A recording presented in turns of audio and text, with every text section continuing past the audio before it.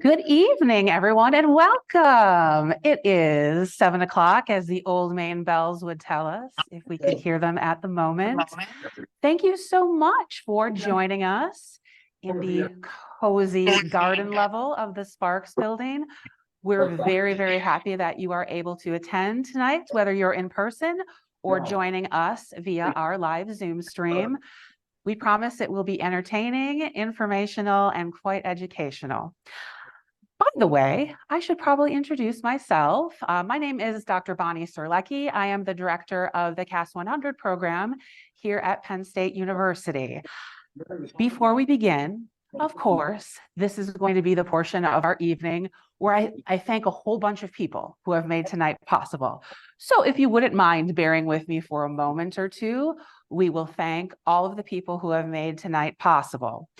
I wanted to start by thanking the CAS department here at Penn State for sponsoring our civic engagement speaking contest every semester. And in particular, I would love to extend a note of appreciation for our CAS support staff, particularly Jaren Lee and Emily Bush Clark. If they ever hear this, thank you. We appreciate you and love you very much. Speaking of support staff, I really owe a tremendous thank you to the person who coordinated this contest tonight, Sergio Pena. Where's Sergio? Hi, Sergio. Sergio is a graduate student in the Communication Arts and Sciences Department and is the Assistant Director of CAS 100 this year. Thank you so much, Sergio, for your support of these amazing students. Speaking of that support for our finalists here tonight, we also have to thank your instructors, right? Not only the instructors of our 6 finalists, but all of the instructors of CAS 100A who contribute to the speaking contest by supporting their students, by judging our preliminary rounds last night, and for being here tonight, again in person and online, to hear what our wonderful students have to say. Speaking of judges, we also have an amazing slate of judges for tonight's competition, and all of them, this is actually kind of rare, all of them are from the CAS department. I know that's not a surprise, but let me introduce the 3 of them to you. They are sitting in the special judges corner. Not by design, but just because they love each other's company. So our first judge this evening is Dr. JJ De La Cruz. JJ is a postdoctoral fellow in Communication Arts and Sciences. Hey, Kath. JJ has also been an instructor of CAS Cami 100A in the past. Public speaking and competition. Let me tell you a little bit more about JJ. This past year, JJ was the winner not only of the 2023 Denise Hunani Solomon Outstanding Teaching Award for Graduate Students, awarded by the College of Liberal Arts, but also the 2023 Catherine DeBoer Award for Excellence in Teaching by a Graduate Student in Communication Arts and Sciences. This means JJ is an excellent teacher of CAS and of CAS 100. As you students know, it's a fun class to get to interact with your students, and JJ has done an excellent job not only in CAS 100 but other courses within the major. So we've asked him to come listen tonight and give some feedback to everybody. Our second judge tonight is Dr. Dave Dashkevsky. Dave is a teaching professor in Communication Arts and Sciences and is also the supervisor for not only CAS 100A, which y'all are enrolled in this semester, but for our CAS 100C offering for public speaking with a message analysis emphasis. I think it's quite safe to say that Dave has heard more policy speeches than the rest of all of us in this room combined over the years. So we thank Dave for his ability to be here tonight and share his expertise with us as well. Okay, thank you. Our third judge is Dr. Rosa Everly, who is an associate professor of rhetoric and of English, and is also the director of our inter-college minor in civic and community engagement. That's kind of what you're going to be talking about tonight, right? So who more fitting than Dr. Everly to round out our slate of judges?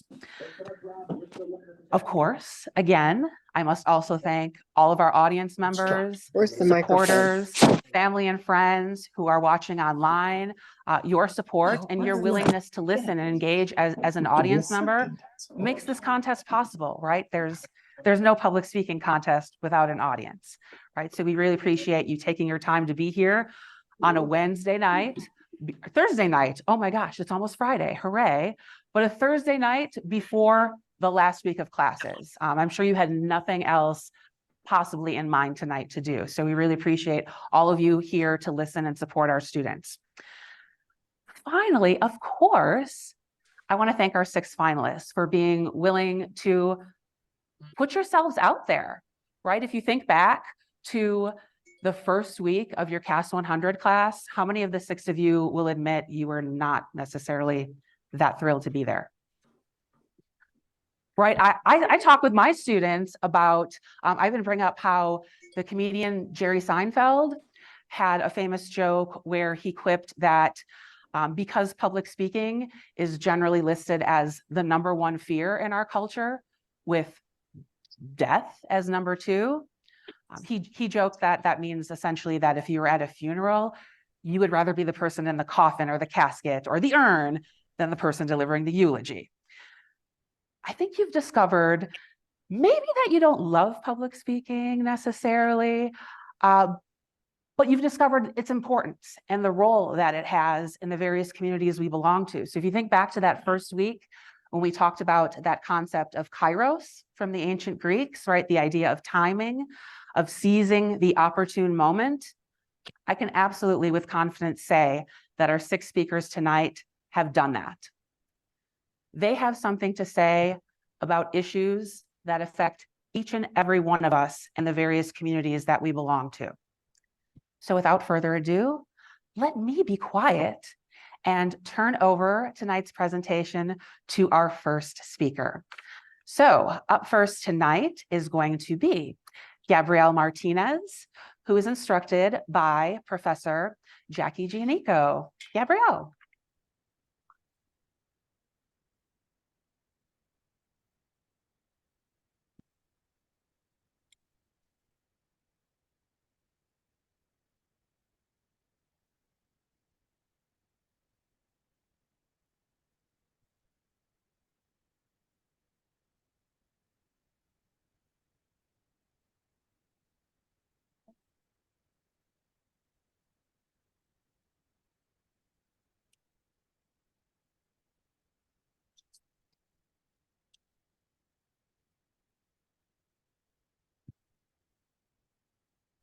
Every mid to late October, each day begins to feel exactly the same. After telling myself, you just need to make it through this week for 10 weeks in a row, I eventually find myself becoming fed up and frustrated with the repetitive daily loop. Between trying to balance 5 classes, an 18-hour work schedule, and just trying to make time for myself, I find myself becoming so easily overwhelmed at times. Without any breaks until Thanksgiving, I find myself counting down the days until break almost 2 months in advance. Each Thanksgiving, Penn State gives its students 9 days off before finals begin. However, while we do get to enjoy this long break, it comes at the cost of having a fall break, which typically would occur at some point in mid-October. Penn State's lack of a fall break contributes to the ongoing mental health issues and academic burnout experienced by both students and staff. A mid-semester break is crucial to recharging both our brains and bodies. Today, I will be discussing the reason Penn State does not offer a fall break, the negative implications of this decision, and a policy to remediate the issue. As a second-year student here at Penn State, I've experienced the negative effects of this issue firsthand. And as Penn State students, we've all experienced the intensity of a long semester without breaks. To create real change on our campus, we must begin by examining the serious implications of a long semester without breaks. While Penn State offers a much longer break than many other universities, it comes at the cost of having our fall break. Each Thanksgiving, Penn State gives us just about 9 days before finals begin. An article by the Diamondback News in 2020 stated that Penn State is one of 4 universities in the Big Ten to offer students longer than a week off for break. But when we compare this to other universities in the conference, we see that 6 out of 14 of these universities offer their students a fall break. Now, since Penn State gives us a longer Thanksgiving, we do not get to enjoy the same fall break. But when we look at other universities in the conference, like Indiana University, for example, we see that they offer their students a fall break and Thanksgiving break that's the same length as Penn State's. And when we look at their academic calendar, we see that they start and end each semester at the same time that Penn State does. So why can't our university offer us this same break? 13 straight weeks of instruction takes a massive toll on students' motivation levels. For those suffering with academic burnout, a mid-semester break is crucial to their well-being. According to the Penn State Student Health Assessment of 2018, 58% of students reported feeling overwhelming anxiety at some point throughout the academic year. Between academic pressures, financial stressors, and demanding schedules, students are put under an immense amount of pressure, especially during the fall semester. But burnout is an issue that affects college students across the nation. The 2023 National College Health Assessment found that 80% of college students reported feeling overwhelmed, and 40% of students reported that it was difficult to function. Attending to the mental health of students is an essential part of creating happier and healthier campus populations. We can achieve this through implementing things like a fall break or even just mental health days. Mental health days are essential to recharging both our brains and bodies. An article by the Mayo Clinic Health System notes that mental health days are essential to reducing feelings of burnout, improving resiliency and morale, and increasing physical health and productivity levels. These planned days help those of all ages reduce feelings of anxiety, stress, and burnout. So now that I've covered the reason Penn State does not offer a fall break and the negative implications of this decision, I will now move on to my policy proposal. My proposal is for Penn State to incorporate a fall break into the academic calendar during the month of October. This would happen at the halfway point of the semester on Indigenous Peoples Day, giving students and staff a well-needed mid-semester break. According to a 2023 article by the Pew Research Center, 24 states recognize the second Monday in October as an official holiday. Whether this is referred to as Indigenous Peoples Day or just Columbus Day depends on your area. Many states give workers and students this day off. By giving us this day off, students would earn well-deserved time to decompress, de-stress, and catch up on any sleep or homework that we might be behind on. The agent best positioned to address this issue is Penn State's Office of the University Registrar. They are responsible for scheduling and publishing the academic calendar each semester. According to the University Registrar's website, the academic calendar is subject to change without notice. So if our academic calendar can change without notice at any time, this means that our registrar has the authority to implement a fall break into our semester. Now, I know many students might be concerned with the shortening of our week-long Thanksgiving, which is totally understandable. I know I enjoy my week-long break before finals. So my policy proposal would only sacrifice one day of either our summer or winter break in exchange for a mid-semester recharge. Depending on the university registrar's input, this day could be taken off the end of our summer break, starting our fall semester just one day earlier, or even at the end of our winter break, starting our spring semester just one day earlier than planned. By sacrificing this one additional day, we can ensure that our Thanksgiving break remains the same length, and students and staff get to enjoy a well-deserved break mid-semester. So, circling back, Penn State's lack of a fall break contributes to the ongoing mental health issues and academic burnout experienced by students and staff. While Penn State offers a much longer break compared to many other universities in lieu of a fall break, so many students suffer from academic burnout during our long semester. As Penn State students, it's so important to recognize the adverse effects of a long semester on our motivation and mental health. Each day does not need to feel like a repetitive loop. By implementing a fall break into our schedule, Penn State can create a much more manageable semester for both students and staff alike. Thank you.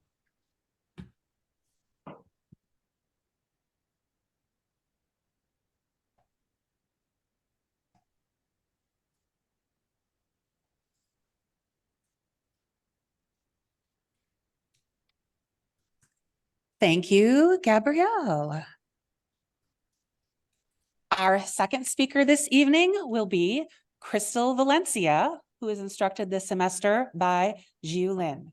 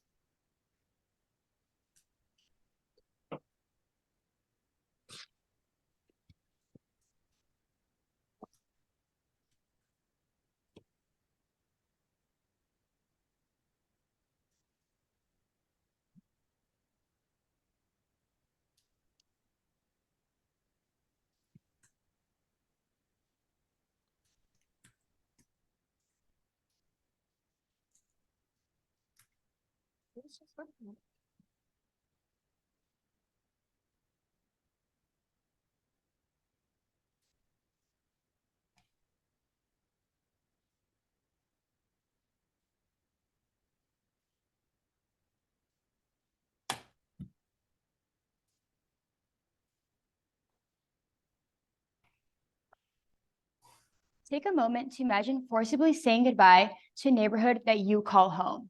Well, this scenario is based on real-life experiences provoked by a process known as gentrification. Now, many of us have perhaps experienced moving in or out of a neighborhood, but there are entire communities of people who are forced to move out of their neighborhood due to new development. This is called gentrification. Now, this issue matters because it causes families to struggle financially, local businesses are forced to shut down, and it causes various mental health effects such as stress, anxiety, and depression. In order to avoid the traumatic experience of gentrification, I propose a policy in which state and local governments advocate for the protection of minority residents while controlling overpowering development. So today, my goal is to prove the efficacy of my policy by first describing the problem of gentrification, second, explaining the causes of gentrified neighborhoods, and lastly, I'll propose a policy in which both state and local governments should implement in order to avoid the displacement of local residents. So according to the National Community Reinvestment Coalition, gentrification can be understood as a form of neighborhood change, resulting in the displacement of incumbent residents from one social class and culture by another more affluent class, linked with an increase in property values. So it is evident that through this process, low-income minority communities are overpowered by white, higher-income residents.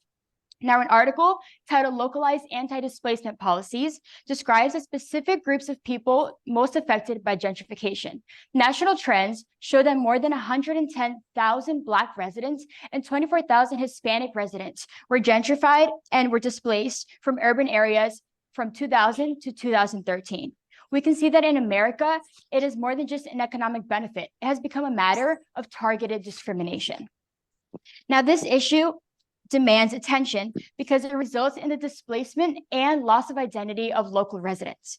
So displacement can be defined as a forced or involuntary relocation of local communities. Now, this happens because large development corporations purposefully elevate the cost of living, making it unaffordable.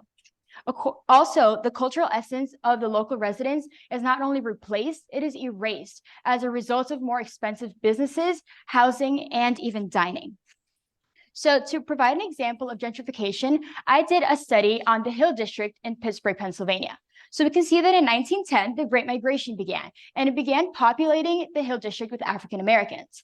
Now, from 1930 to 1950, the Hill District became known as the crossroad of the world as a result of a fusion in sports and music and arts. But in 1961, the Civic Arena was constructed, and it resulted in the demolishing of homes of 8,000 people. That meant that the Hill District lost 15,000 Black people, also losing its cultural richness. So we can see that gentrification is an evident problem. Now, we're going to discuss the apparent causes of gentrification. Investors and developers greatly contribute to these causes. They target impoverished neighborhoods with the intent of transforming its economic worth to simply gain profit. And they do so by purchasing property in these rundown neighborhoods and essentially demolishing or reconstructing existing structures. Now, they seem to have good intentions, right? Because development oftentimes produces better living conditions. But the problem is that these benefits are not meant for the local residents because they simply cannot afford to enjoy the benefits of these advantages. Therefore, investors and developers become enemies and they cause mistrust within the local residents. Now, going back to the Hill District example, the construction of the Civic Arena, as we can see in that picture, demonstrated a benefit for the steel industry, and it also boosted their economic profit. But it also ended up hurting the local community. As article writer Emily Klein says, for many in the Hill District, it has always been an open wound. Now, why does this problem exist? Well, it's partly due to a lack of renters protection. People of color, according to research, are more susceptible to be cause burdened due to rent. So that means that tenants are more prone to no-cause evictions, extreme rent increases, and even landlord abuse. Gentrification is also a problem because of the racial wealth gap. Disadvantaged communities have been historically marginalized, as we can see, especially Blacks and Hispanics. They cannot afford the benefits of development, therefore they simply have to accept living in impoverished neighborhoods. It is clear that the main causes of gentrification are rooted in the preference for white communities over minority communities, propagated by dominant investors, and a lack of protection for these local residents. Therefore, action must be taken. I propose a policy that defends and restores minority neighborhoods, limiting the extent of new development that will displace local residents. So this means that the policy will establish laws that protect the rights of renters and business owners, building trust among residents and ensuring their emotional and financial stability. Now, in order to execute this policy, I intend to make use of two policy instruments. Through the Capacity Builder instrument, investors and developers will educate themselves about the true harm of gentrification through mandatory courses. In addition, the System Change instrument will restrict developers to certain areas, not entire neighborhoods, where we saw it happen in the Hill District. Also, the goal is that minority residents benefit directly from these development projects, such as renovated infrastructure that will ensure and embrace their cultural values. In order to implement this policy, I encourage state and local governments to participate, such as mayors and governors who have the power to enforce protection policies for local residents, while also enforcing and ensuring restrictive policies for investors and developers. However, I do, of course, foresee some challenges against my policy. I predict opposition from developers and investors since they may be upset about the loss of profit. This means that the magnitude of their development projects will be restricted and reduced. Of course, I also foresee some opposition from the wealthy, since they will no longer be the only ones benefiting from these development projects. Now, although these are valid reactions, I plan to mitigate these challenges by limiting but not prohibiting development. So this means that the policy will demonstrate a willingness to compromise where both sides can win. So this means that the local community will be prioritized and they will receive the direct benefits of the development projects, but the developers can still gain economic profit, but not at the cost of displacing and discriminating an entire group of people. So to conclude, our nation's communities should not live under the threat of gentrification. Families do not deserve to experience displacement. I believe that we're all deserving of a good quality of life, regardless of race. The existing problem of gentrification caused by a hunger of economic profit can be solved through my policy that intends to negotiate terms about development between local communities and investors and developers. So it is true that we cannot rewrite the past, right? But we can certainly become the authors of our nation's future, a future where minorities don't have to live in the fear of saying goodbye to a neighborhood they call home. Thank you.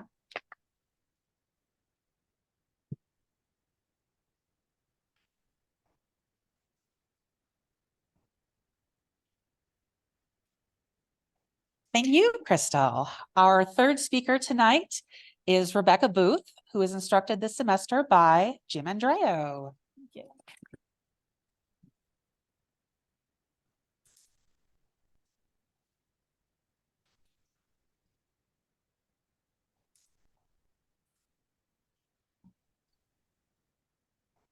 What one was she using? Work.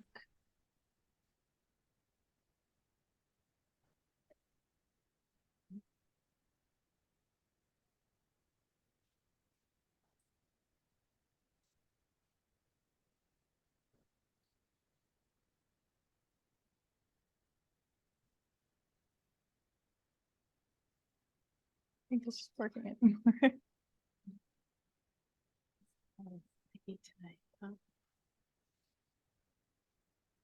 Here we go. Fine. What is the pride and joy of Penn State? That's right, you guessed it. It's our football team, who constantly sells out Beaver Stadium and puts on quite the performance every weekend. Now, what do you think it is that they attribute this success to? Is it from reading about football, learning about the rules of football, or watching past games? Of course not. It's because of the hours they spend every day physically practicing what they're expected to do the moment they walk out onto that field.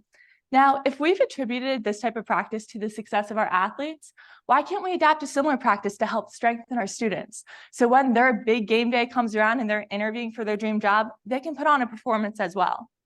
And to drive this point even further, Scott London, a widely published researcher and consultant, wrote in his 2015 article, What Should We Ask of Higher Education?, that only 11% of today's business leaders strongly agree that today's students are equipped with the skills and competencies that businesses need. This is huge because that highlights the problem of the skills gap and the cycle that students fall into of already needing to have experience in order to gain more experience. And something needs to be done to change that. That's why my name is Rebecca Booth, and I propose a policy that Penn State SMEAL implement at least one experiential learning course into their business curriculum to better align their students for their goals post-grad. Now, when I throw out this phrase of a skills gap, I'm talking about the inconsistencies between the skills that students are supposed to have versus the skills that they actually do have. And these skills can fall into one of two categories, either hard skills or soft skills. Hard skills being more technical based and soft skills being more personality based. And to put this into a visual is and today I will be further discussing the problem of the skills gap, going over what Penn State's currently doing, why my policy takes it one step further, discussing its potential outcomes. So to put the skills gap into a visualization, this is a document from Kevin Morta, a researcher from MU who published in the International Journal of Business Research and Social Science, showing the soft skills gap between college students. On this graph, the light blue line shows the top 10 soft skills as students perceive them from strongest to least, as shown. And then as shown on the dark blue line, it shows students' self-evaluation of these skills. And as you can see within the top 5, the biggest disconnect is between leadership and teamwork. These aren't skills that can be learned from simply taking a test. Additionally, Caitlin Farah, a researcher from Thunderbird, wrote in her 2022 article, Business Unusual, Critical Skills for the Next Normal, showing the hard skills gap within marketing students. The light blue line shows business leaders' importance of each skill, and the dark blue line shows their satisfaction with the student's ability to complete each of these skills. And as you can see, none of the satisfaction rates really match what they should. And to drive this point even further, the 2020 LinkedIn Learning's Workplace Learning Report stated that 99% of business development leadership professionals claim that if the critical skills gap isn't closed within the next couple of years, then businesses will start to fail, whether it's from how they grow to how their employees interact with their customers. Now, this is huge because If it's up to the universities to train the next generation of leaders, and if today's leaders are concerned, something needs to be changed. Right now, Penn State currently requires their business students to take 15 credits in their major, as well as general education classes and prereqs. And they're already starting to show signs that experiential learning will help close the skills gap because they do offer some resources such as CorpU, the Nittany Lion Fund, and the Digital Marketing Practicum. But the problem with these resources is there's normally a cap for the amount of students that they can accept. To put into perspective, Penn State SMEAL has over 8,000 students. And if you divide that by the 9 majors, that's a little under 900 students per major. So I'll use marketing as an example because that's the one that I'm most familiar with. If you take the 20 students that are able to enroll in the digital marketing practicum, where they work with Amazon advertisements and Global Overview to create these real life digital marketing campaigns, the 20 students enrolled in Penn State Prime, which is their business, marketing, brand management type of internship before the internship course, and the 8 students enrolled in the Jacobs Fellowship, which is their retail course, not including overlap, that still leaves a wide array of students that get no help through the university to gain this experiential learning. This is really important because it's not always the student's fault that they can't get into these classes, because either they had no idea these classes existed, they got denied, or their workload is too stressful for them and they don't want to add something that they don't technically need for graduation. However, it's up to us to do something because experiential learning will help each one of those students. Now, I know some of you may have concerns about my policy, and I'd like to address them as a way of explaining what I will actually be implementing. So to start out, we shouldn't have any problem finding corporations to collaborate with because according to the Penn State website, SMEAL has 23 corporate partners that have high stakes in the success of our students because they allocate a lot of time and money with working with us. Additionally, according to the SMEAL Alumni Society, there are over 90,000 members. That means that there are over 90,000 people that we as a college can reach out to with the hopes of a collaboration. And if by any circumstance, one of these employers or corporations wants some sort of say in the type of students that they get to work with, we can always implement a GPA requirement of 3.2, since that's the GPA required to enroll in a lot of internships anyway. So how this would work is the students with above a 3.2 GPA can enroll in the courses where they're physically talking to real life people. And the students with below a 3.2 GPA can still have an experience, but in a more simulated environment where they adapt skills and problems from older clubs and older classes and adapt it to the times. This is a win-win situation because it takes away the problem, like I said before, of needing to already have experience to gain more experience, because all you need to do to get something cool to talk about in an interview is to be a Penn State business student. And the last problem that people could bring up is there enough time in our workloads to have a 1 more 3 credit class? And the answer is yes.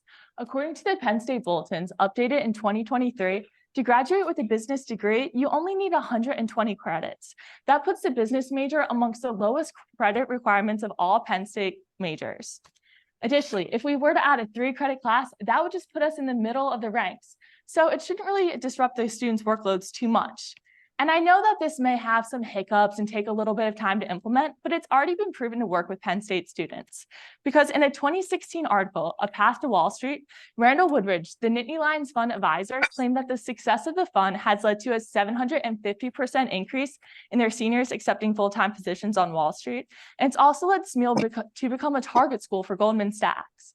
This just proves that these high companies that everyone's dying to work for really value this experiential learning because they'll have more faith in the students that they get to hire because they've already practiced what they'll actually be doing. That's why if Penn State just takes what they're doing one step further, they can help eliminate the skills gap and help their students get their dream job after they graduate, not just any job. And I want to leave you with one more thing. Think about how the Nittany Lions practice super hard and they can win championships. Don't you think it's time for our students to feel like they won a championship in their major as well? Thank you.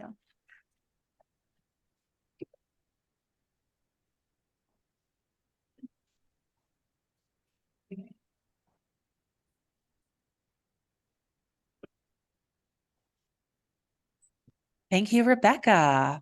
Our next speaker tonight is Cameron Powell, instructed by Mark Kohler.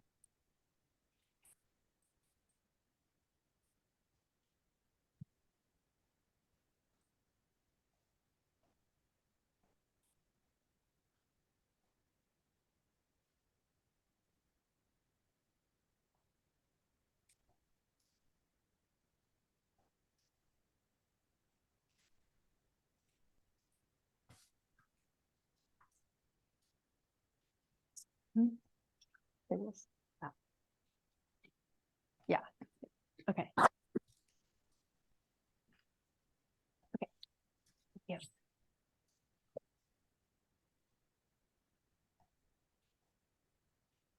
Your stomach growls, you know that you are hungry, and you go get something to eat. For most of us in this room, satisfying that hunger is as easy as hitting the dining halls, McClanahan's, or any of the numerous grocery stores and restaurants in town. Unfortunately, that is not the case for millions of Americans who struggle daily to put food on the table. Susan E. Rice, the director of the White House Domestic Policy Council and former ambassador, said, "No one should have to wonder where their next meal will come from. We must take bold steps now with government, the private sector, nonprofits, and communities working together to build a healthier future for every American." The Supplemental Nutrition Assistance Program, or also known as SNAP, is the solution for low-income families that need help supplementing their grocery bill in order to eat a nutritious meal every day. Improving SNAP and extending the eligibility for it from 6 months to 1 year will help decrease hunger in America. Throughout this speech, I will discuss the problem of hunger in America, improving SNAP in order to decrease hunger, and the advantages to improving the program and extending eligibility for it. Hunger in America is a significant problem that many people face daily, and it is urgent and happening all around us.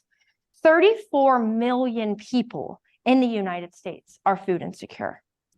This graph shows that the majority of states in America are within the average of food insecurity, which is 11.2%, but some are above average as well. Specifically, the Hope Center for College, Community, and Justice at Temple University states overall 23% of undergraduate students and 12% of graduate students are experiencing food insecurity. This means more than 4 million students are food insecure. These statistics prove the immense amount of college students affected by hunger. The expenses of life are continually raising, and being able to afford food is becoming a huge problem for people.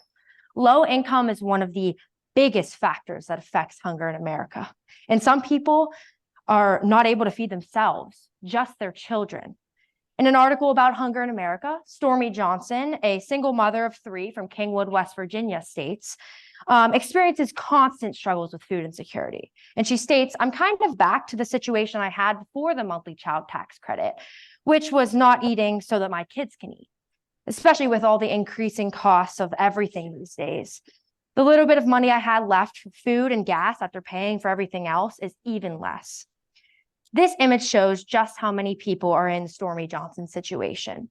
For example, 66% of people have to choose between food and medical care, and 57% of people have to choose between food and housing. Perhaps Senator Bernie Sanders said it best in this past March while promoting safety net programs in Vermont. In the richest country on earth, nobody should be going hungry.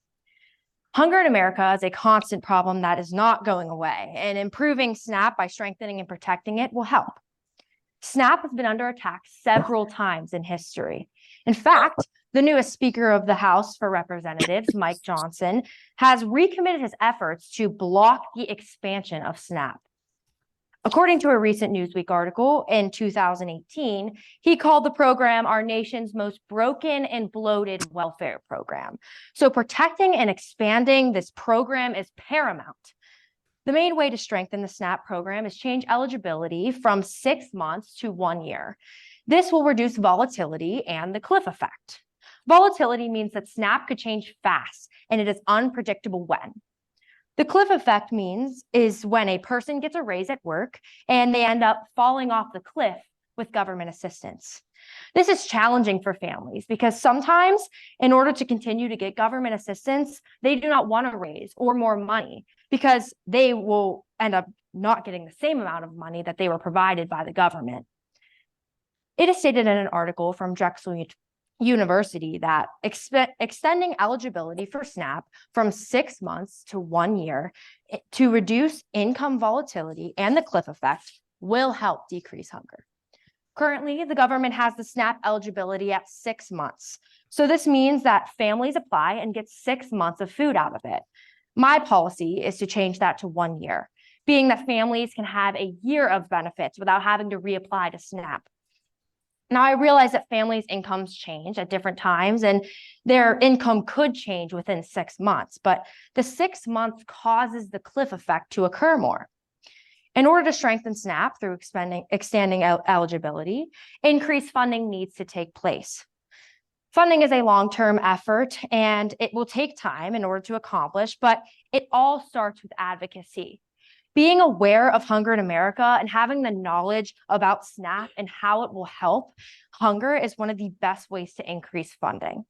If people care about the policy, they will vote towards it.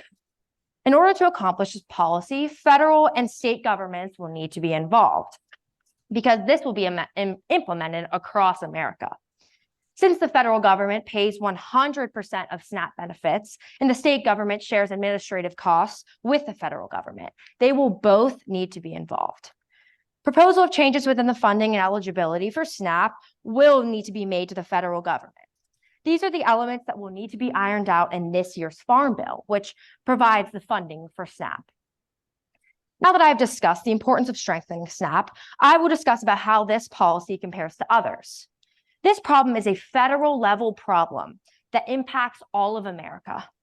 Simple policies like community food and nutrition programs can only go so far.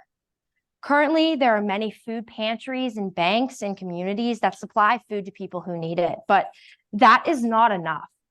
It is stated in an article written by Central Pennsylvania Food Bank, or CPFB, that the CPFB gave out nearly 50 million meals this year, but all of our good work is only a fraction of what the federal anti-hunger programs accomplish. For every meal the CPFB provides, SNAP provides 9. This quote proves that food banks and pantries cannot supply as much food benefits as SNAP can. Because SNAP is through the federal and state governments, it is more impactful. Strengthening SNAP by extending eligibility will reduce hunger in America, benefiting families and decreasing the amount of hungry households. This is extremely important because according to data from the Pew Research Center, 41.2 million people and 21.6 million households received monthly SNAP benefits in the 2022 fiscal year, which ran from October 2021 through September 2022. Also, strengthening SNAP will only increase the benefits that families can get out of it and lessen the amount of the cliff effect that occurs. Other programs like community food banks do not address the cliff effect and are not able to make impactful, effective changes at the federal level like SNAP can. There are 41 million people depending on this program. With several hardline Republicans pushing to roll back the program in the next Farm Bill, the time to protect and improve is now. As USDA Secretary Vilsack said recently in a Newsweek article, we also need a farm bill that protects SNAP benefits because they work to help lift people out of poverty. And for all states to embrace the summer EBT program to help kids access healthy food during the summer months when school is out and child food insecurity is highest. Overall, hunger in America is an important issue that can be solved through strengthening and increasing eligibility of SNAP.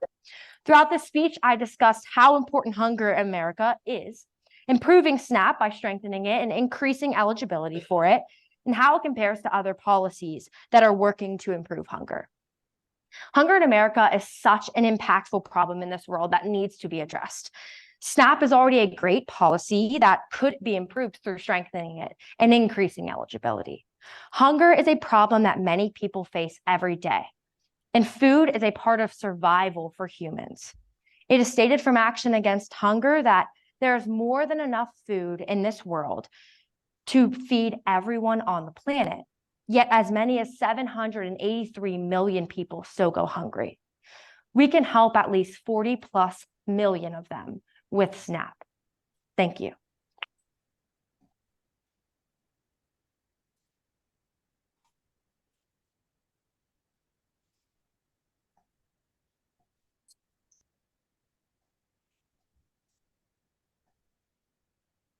Thank you, Cameron. Our penultimate speaker tonight is Sharvari Pargirl, also instructed by Mark Kohler. I just like to say penultimate.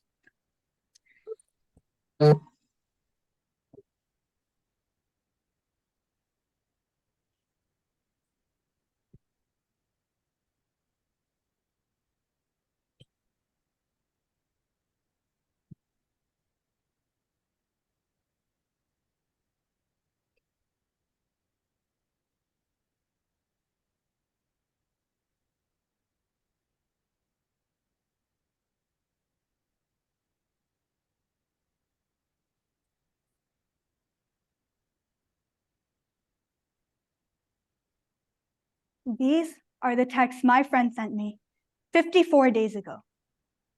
Here at Penn State. Think about it. This could have been your friend, your sibling, your significant other. It could have been you. It could have been any of us in this room. But this happened to my friend. And she's okay now. She managed to deal with it. But I can't even imagine the trauma it must have inflicted upon her.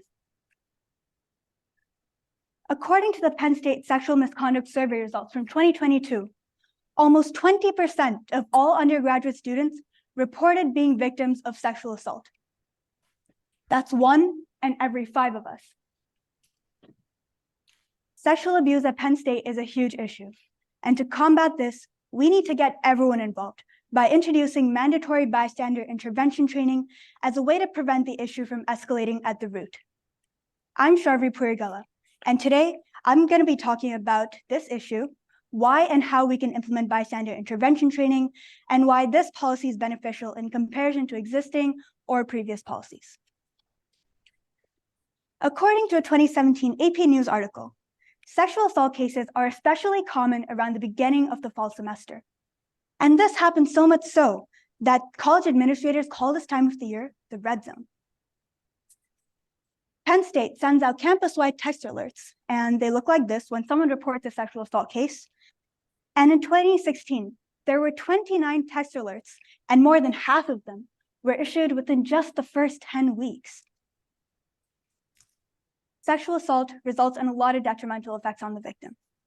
According to the Rape, Abuse, and Incest National Network, being a victim can lead to several psychological issues like PTSD, anxiety, and depression.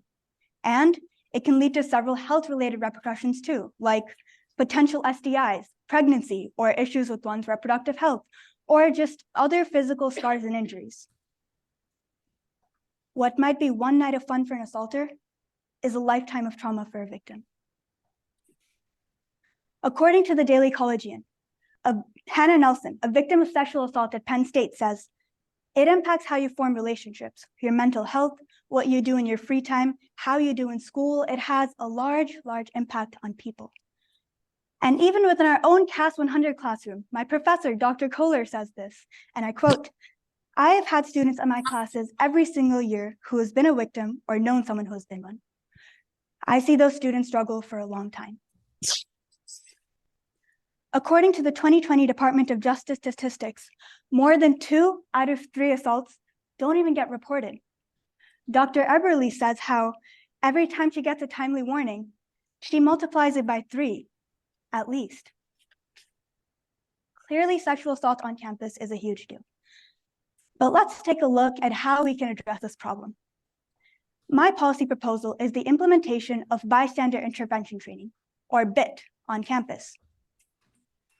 Bystander intervention is what a bystander to a sexual assault case is able to identify and help de-escalate the situation by stepping in and helping the victim. Penn State offers a lot of resources in this regard, but I believe the best way of approaching this is by ensuring that everyone gets the necessary training.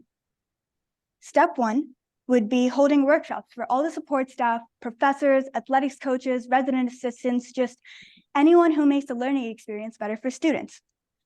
And step 2 is getting all the students involved. I believe the best way of accomplishing this is by introducing a mandatory 1-credit in-person course on bystander intervention, similar to the first-year seminar.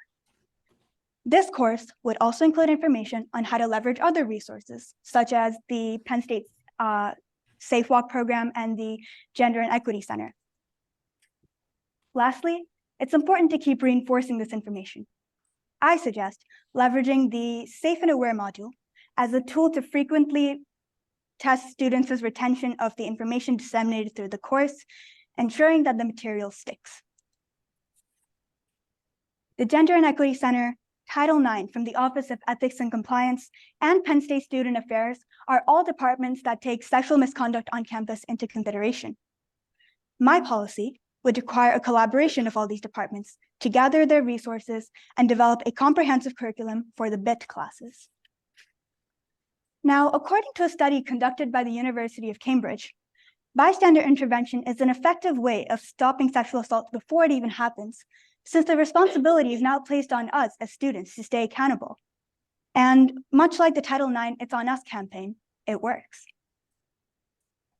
And as bystander intervention and sexual assault become more common topics of discussion on campus, students would become more comfortable with reporting a sexual assault case that they experience or witness, which in turn helps other students to be safe and aware as well. So now that I've offered my proposal, let's analyze its advantages and how it compares to existing or previous solutions. In 2015, Penn State initiated what was called the Stand for State program, which partnered with Green Dot, but this program dissolved around COVID. Stand for State was a BIT program that trained all resident assistants on campus and student volunteers on how to step in if there's a sexual assault case. The problem with this, though, was that it was on a volunteer basis. So despite having a large number of student volunteers, there were still a lot of students who were simply unaware that this program even existed.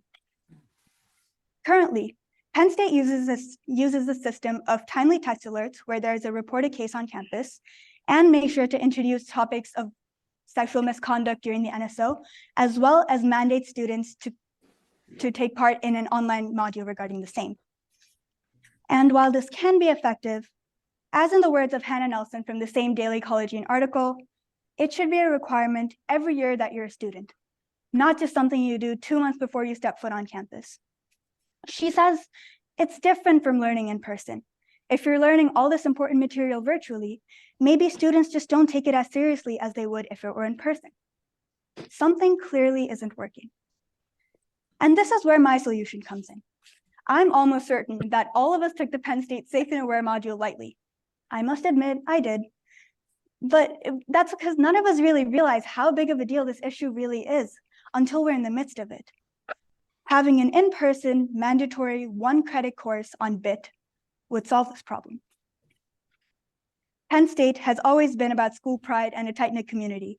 And by implementing the BIT program, it increases accountability and strengthens that sense of community where students are accountable and they're actively seeking out to create a united front against sexual abuse. And as I'm ending my speech today, I want to share something that I saw on Instagram just a few days ago.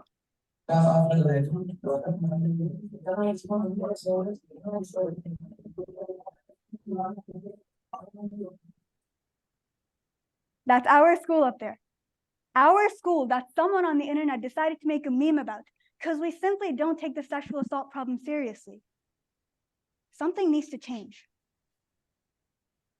Throughout my speech, I've discussed the growing sexual assault problem on campus, my proposed policy to combat this, and its advantages compared to existing or previous solutions. Now, remember that friend I mentioned at the beginning of the speech? This is what she said a few days after the incident. I wish it never happened. With bystander intervention training on campus, we can ensure that less people go through something like this, bit by bit. Thank you.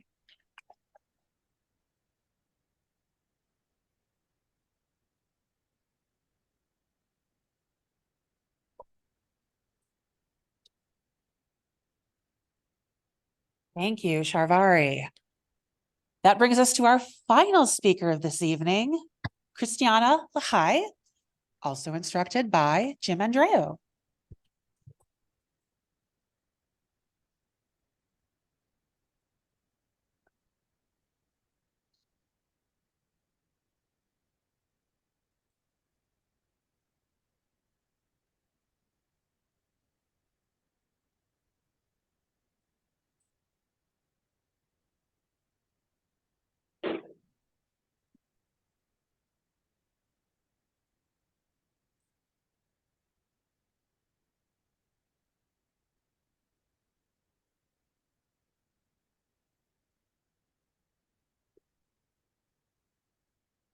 Thank you.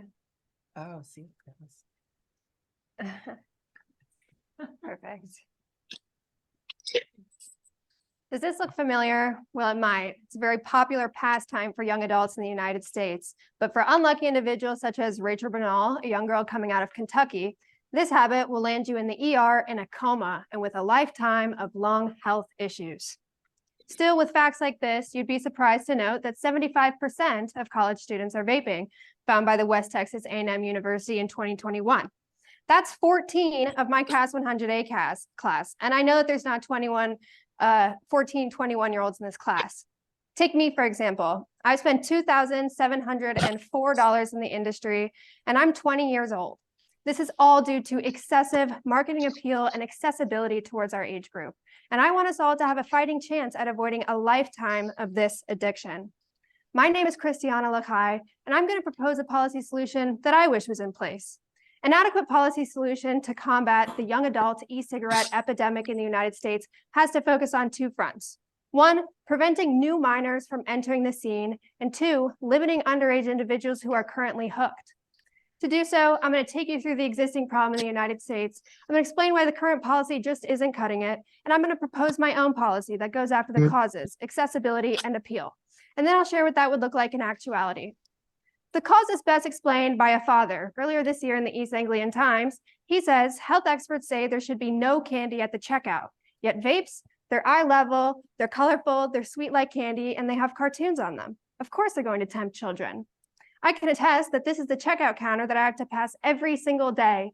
It's the base of my apartment building, and the running joke is behind the wall of merchandise shoved in the young consumer's face, the store manager is actually in this photo. It's hard to tell where to pay. This, on top of the fact that a study from South Central Texas schools showed that 70% of 12 to 20-year-olds rank it very easy to obtain vape supplies. So, with the marketing in your face and high accessibility right to younger age demographics, this is going to lead to increased frequencies in the United States for this age range. Found by the New England Journal of Medicine in 2020, they found that middle and high school vape use increased by 900% from 2011 to 2015, and then doubled again from 2017 to 2018, so that by the next year rolled around, there were 5.2 million underage users. That's 27% of middle schoolers or high schoolers and 11% of middle schoolers. Of course, having an entire age demographic hooked on a chemical substance, especially underage individuals, this is going to lead to health complications, not to mention wrinkles, slack jaw, lack of attention and self-control, but lung failure. Found by the British Medical Publishing Group in 2019, and the summer alone, 3 months, there were 2,807 cases of EVALI. EVALI is defined by the CDC as acute lung injury having vaped or dabbed within the last 90 days. This led to 68 deaths underage on the hands of the vaping industry. Parents and young individuals are fearful for their future in this environment, and healthcare providers cannot keep up with the demand. But the vape store industry is scared for what regulation would look like on their sales. I get it, but there already is an enforcement going on. In 2020, the FDA enforced regulation on cartridge vapes that are flavored and promote minor use. Well, that created a loophole for a new type of vape, disposable vapes. From the Addictive Behaviors 126 volume, they found that the year of regulation on cartridge vapes, disposable vape use grew from 2% to 26%. That's a 1,000% increase. So obviously the problem was never solved. It was simply substituted and diverted.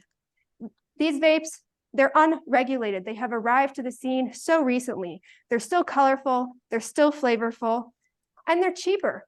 Because they're unregulated, they have a sort of under-the-counter nature towards them.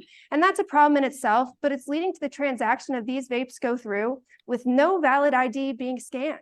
That is left up to the vape store's discretion. And of course, they want business.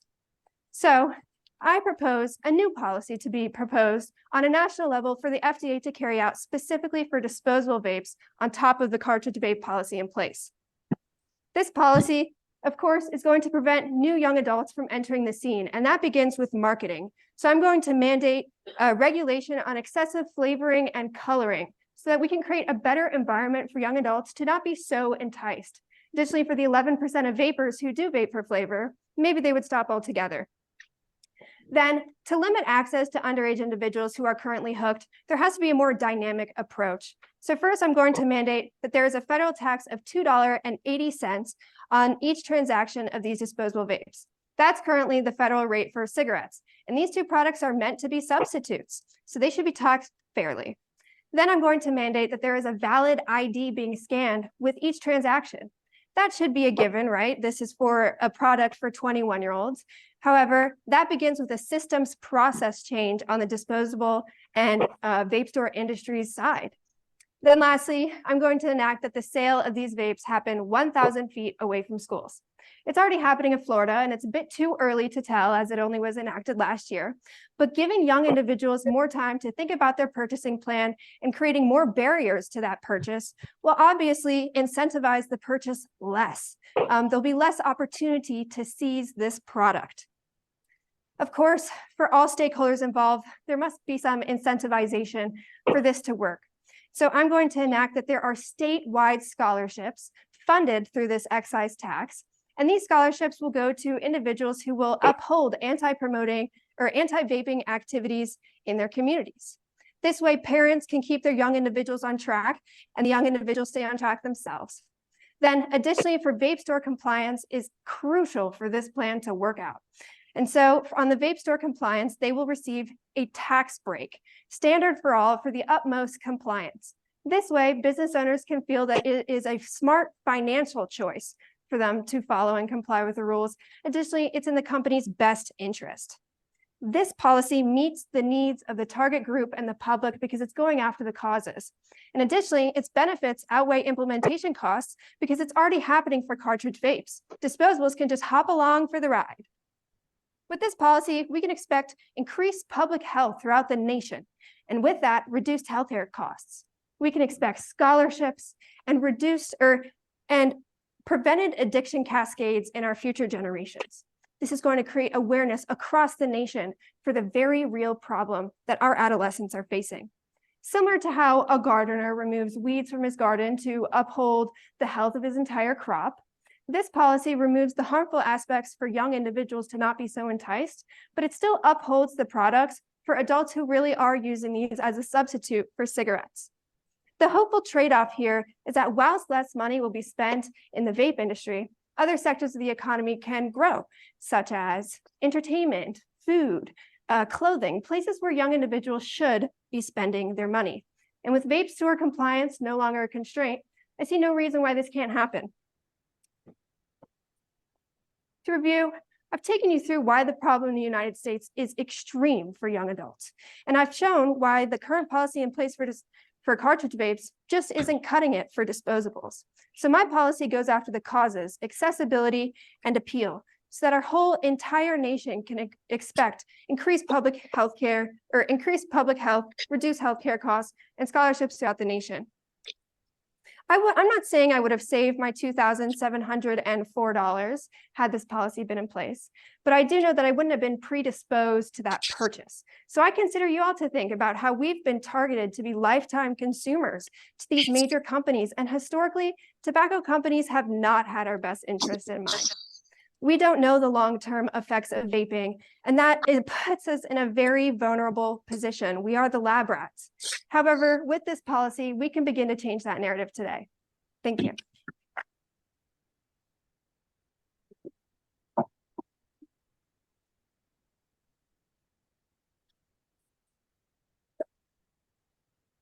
Thank you so much, Christiana.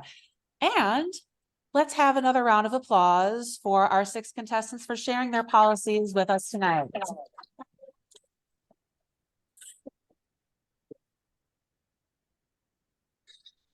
Now, I certainly do not envy our judges for having to make this decision, but I am going to suggest that we take a brief intermission so that our judges have some time to deliberate, and we will return momentarily to announce our results. Thank you.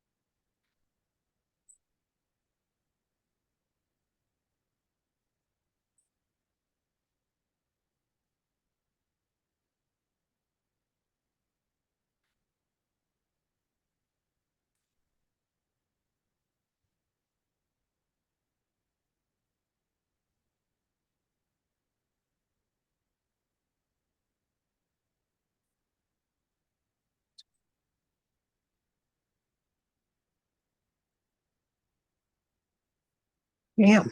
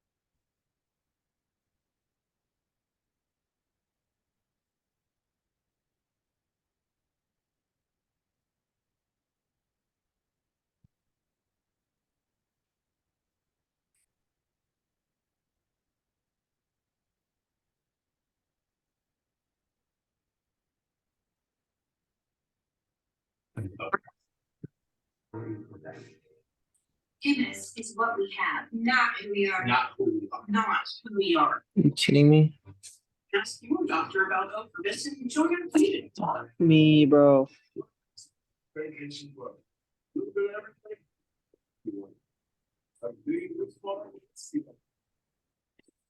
Relaxation. With your very own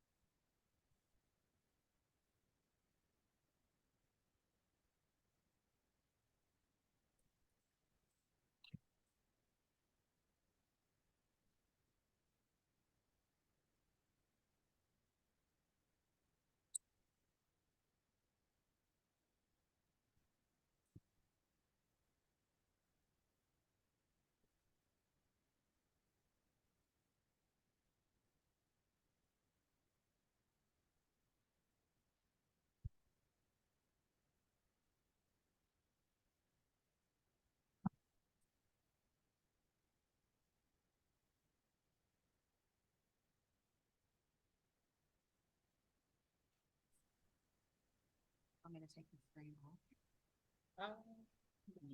Yeah, or the previous file, if possible. That one would be nice.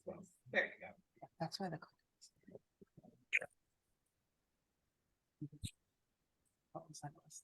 Anyway. Okay, so we are a little bit behind for those of you on Zoom waiting for the results. We were promising results at 8:15, which just goes to show how difficult it was for these judges to come to a decision. And also, I think it's worth mentioning that in normal circumstances, right, public speaking is not a competitive venture, right? The idea is what our students have accomplished tonight, putting together very well researched, carefully crafted proposals for public consideration. So thank you again for giving us so much to consider.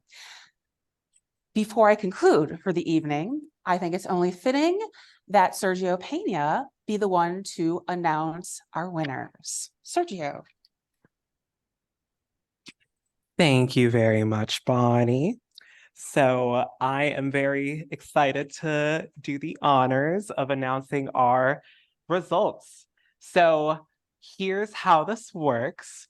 Our 4th through 6th placements each receive $75 for their participation tonight.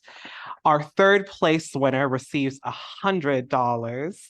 And then our 2nd place winner receives $200.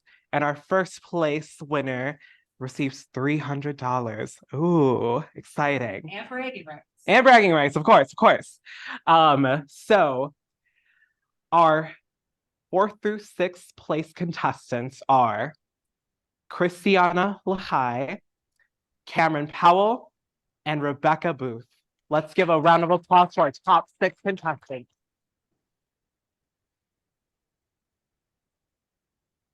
Alrighty, our 2nd runner-up or 3rd place is Crystal Valencia.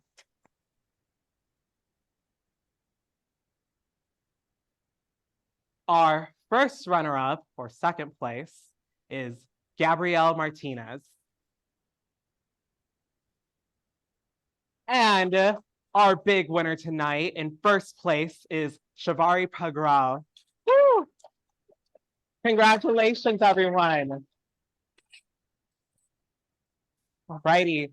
Thank you all very much for participating. Let's give all our finalists a big round of applause once again. Woo! And Bonnie, I will hand it back off to you. Thank you. Thank you. And I will promise to be brief and wrap us up. Sharvari, I would also like to share that the CAS department would love to invite you as our student winner to be a judge for next year's civic engagement speaking contest. So we will keep in touch with you with further information. Now, I really don't know how the judges made this decision. The amazing work and commitment of you students is so very inspiring. So I hope for those of you in attendance tonight here in lovely Sparks 10, or watching in the comfort of your cozy homes over Zoom, I hope that as you leave, you find yourself thinking, yeah, these students are going somewhere, because you can easily envision the leadership potential, the passion that these students carry through their lives in so many different ways, right? And after all, we do talk about this in CAS 100, that the ability to put together ideas and convey them persuasively to various audiences absolutely contributes to leadership skills, potentially even putting you in positions of power, right? Yeah. But one of the things we also like to emphasize when it comes to public speaking is that this practice also serves to distribute power, right? Because as speakers, all of you tonight are doing the job of holding our institutions, our leaders, our individual community members and citizens accountable for our actions and how they affect others, right? So we hope that tonight has given all of us as participants an opportunity to reflect on the needs and opportunities of the world and how we can act to make our various communities more equitable, more compassionate, and more just.